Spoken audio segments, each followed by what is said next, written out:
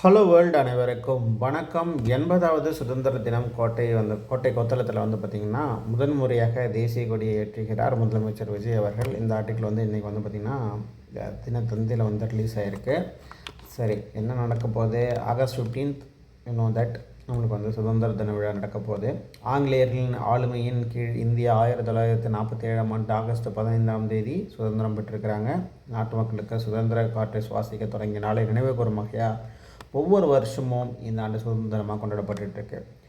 ஆரம்ப காலத்தில் குடியரசு தினத்தை போல் சுதந்திர தினத்திலும் மாநில கவர்னர்கள் தான் தேசிய கொடியை ஏற்றிட்டுருக்காங்க.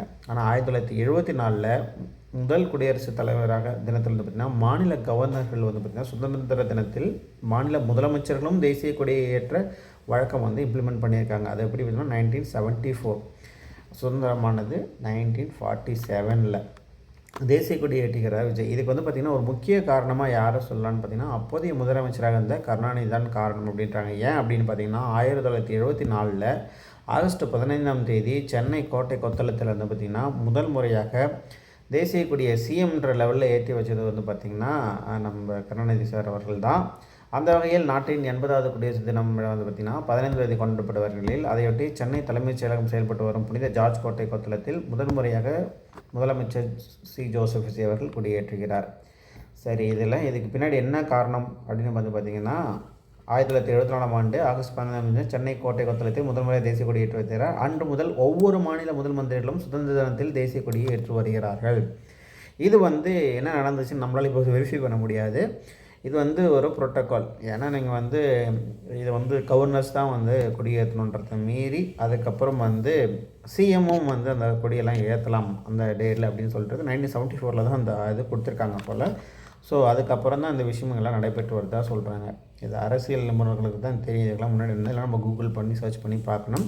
பட் தகைசால் தமிழர்கள் அறிவிக்கப்பட்டிருக்கு. யாருக்கு அப்படின்னு பார்த்திங்கன்னா காவல்துறையின் அணிவிப்பை அவங்க ஏற்றுக்கிறாங்க. இந்த விழாவில் பார்த்திங்கன்னா முதல்வர் விஜய் அவர்கள் பங்கேற்றுக்கிறார். தகைசால் தமிழர் விருது பார்த்திங்கன்னா 10 லட்சம் ரூபாய்க்கான ஒரு செக் மற்றும் பாராட்டு சான்றிதழ் வழங்க இருக்கிறாங்க. அதே போல் அறிவியல் தொழில்நுட்பம் சிறந்து விளங்குடைய டாக்டருக்கு பார்த்திங்கன்னா அப்துல் கலாம் விருதும், துணிவு மற்றும் சாகச செயல்களுக்காக பார்த்திங்கன்னா கல்பனா சாவ்லா விருதும், முதல்வரின் நல் ஆளுமை அதுக்கு பார்த்திங்கன்னா விருது மாற்றுத்திறனாளிகள் நலனுக்காக மிகச்சிறந்த சேவை புரிந்ததற்காக தமிழ்நாடு அரசுடைய விருதுகள், மகளிர் நலனுக்கான சிறப்பாக பண்டைய தொண்டுகள் நிறுவனம் மற்றும் சமூக பணியாளர்கள் விருதுகள், சிறந்த உள்ளாட்சி அமைப்புகள் முதல் அமைச்சர் விருதுகள், முதலமைச்சரின் மாநில இளைஞர் விருதுகள் உள்ளிட்ட விருதுகள் பார்த்திங்கன்னா பல விருதுகள் வழங்க இருக்கிறாங்க.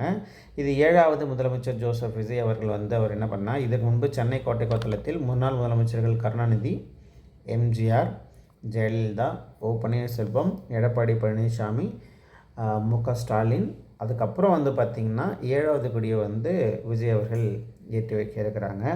ஏற்கனவே சட்டசபை பட்ஜெட்டில் கூட்டத்தொடர் நடைபெற்று வந்த நிலையில் பார்த்திங்கன்னா சுதந்திர விழாக்கள்லாம் எங்கே பார்த்துருக்காங்கன்னா மெரினா பீச் பக்கத்தில் ரிஹர்சல்ஸ் எல்லாம் நடந்துகிட்டு இருக்கிறதாகவும் அப்டேட் வந்துகிட்ருக்கு.